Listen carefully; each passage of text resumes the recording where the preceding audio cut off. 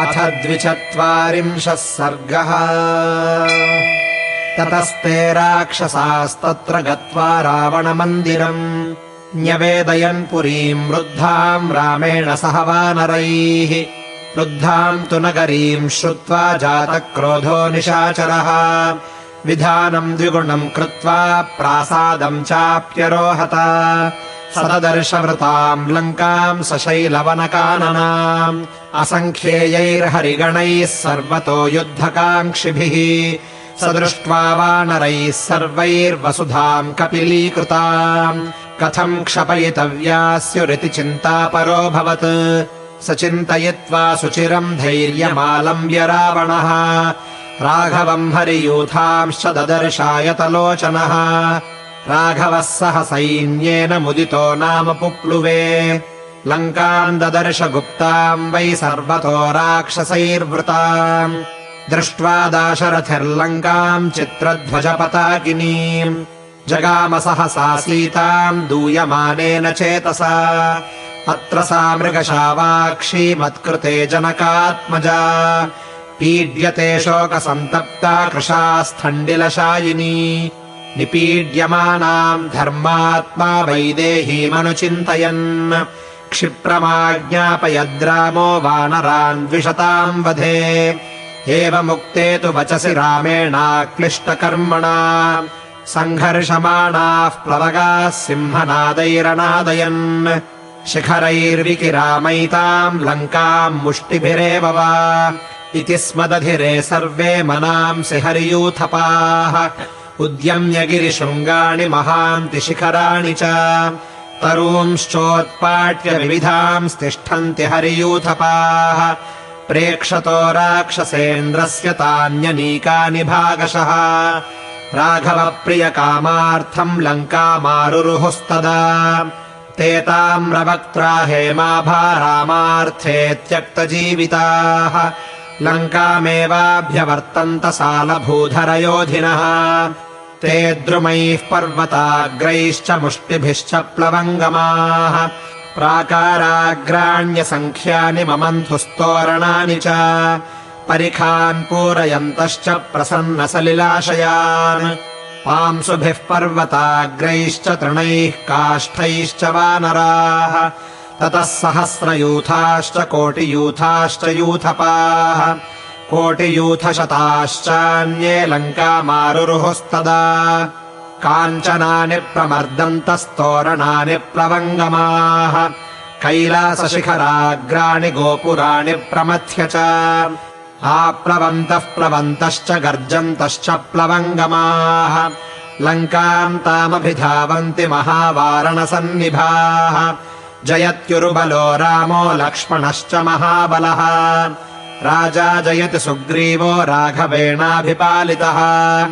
इत्येवम् घोषयन्तश्च गर्जन्तश्च प्लवङ्गमाः अभ्यधावन्त लङ्कायाः प्राकारम् कामरूपिणः। वीरबाहुः सुबाहुश्च नलश्च पनसस्तथा निपीड्योपनिविष्टास्ते प्राकारम् हरियूथपाः। एतस्मिन्नन्तरे चक्रुस्कन्धावारनिवेशनम् पूर्वद्वारम् तु कमुदः कोटिभिर्दशभिर्वृतः। आवृत्य बलवांस्तस्थौ हरिभिर्जितकाशिभिः सहायार्थे तु तस्यैव निविष्टः प्रघसो हरिः। पनसश्च महाबाहुर्वानरैरभिसंवृतः दक्षिणद्वारमासाद्य वीरः शतबलिः कपिः। आवृत्य बलवांस्तस्थौ 20 कोटिभिर्वृतः। सुषेणः पश्चिमद्वारम् गत्वा तारापिता बली आवृत्य बलवांस्तस्थौ कोटिकोटिभिरावृतः। उत्तरद्वारमागम्य रामः सौमित्रिणा सह आवृत्य बलवांस्तस्थौ सुग्रीवश्च हरीश्वरः। गोलाङ्गूलो महाकायो गवाक्षो भीमदर्शनः मृतः कोट्या महावीर्यस्तस्थौ रामस्य पार्श्वतः। वृक्षाणाम् भीमकोपानाम् धूम्रः शत्रुनिबर्हणः मृतः कोट्या महावीर्यस्तस्थौ रामस्य पार्श्वतः।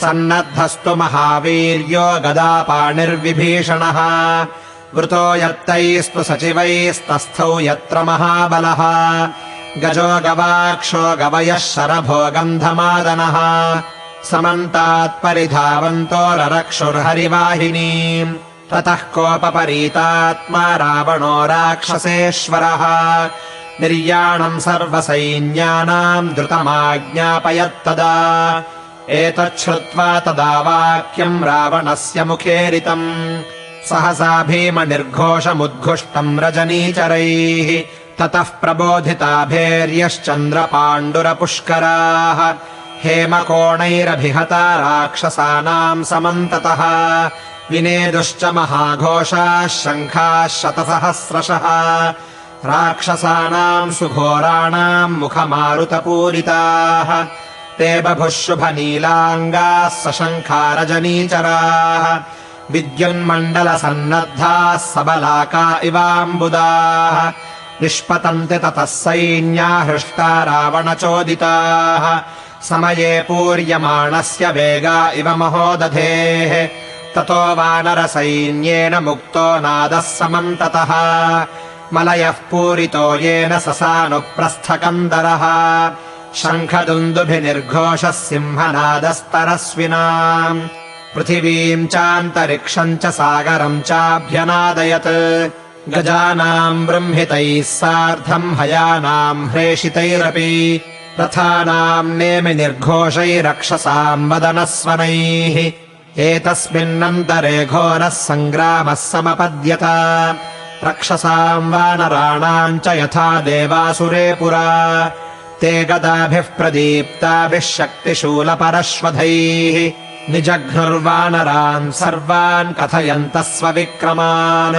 तथा वृक्षैर्महाकायाः पर्वताग्रैश्च वानराः निजघ्नुस्तानि रक्षांसि नखैर्दन्तैश्च वेगिनः राजा जयति सुग्रीव इति शब्दो महानभूत् राजन् जय जयेत्युक्त्वा स्वस्वनामकथाम् ततः राक्षसास्त्वपरे भीमाः प्राकारस्था महीम् गतान् वानरान् भिन्दिपालैश्च शूलैश्चैव व्यदारयन् वानराश्चापि सङ्क्रुद्धाः प्राकारस्थान् महीम् गताः राक्षसान् पातयामासुः खमाप्लुत्य स्वबाहुभिः ससम्प्रहारस्तु मुलो मांसशोणितकर्दमः रक्षसाम् वानराणाम् च सम्बभूवाद्भुतोपमः इत्यार्षे श्रीमद् रामायणे वाल्मीकीये आदिकाव्ये युद्धकाण्डे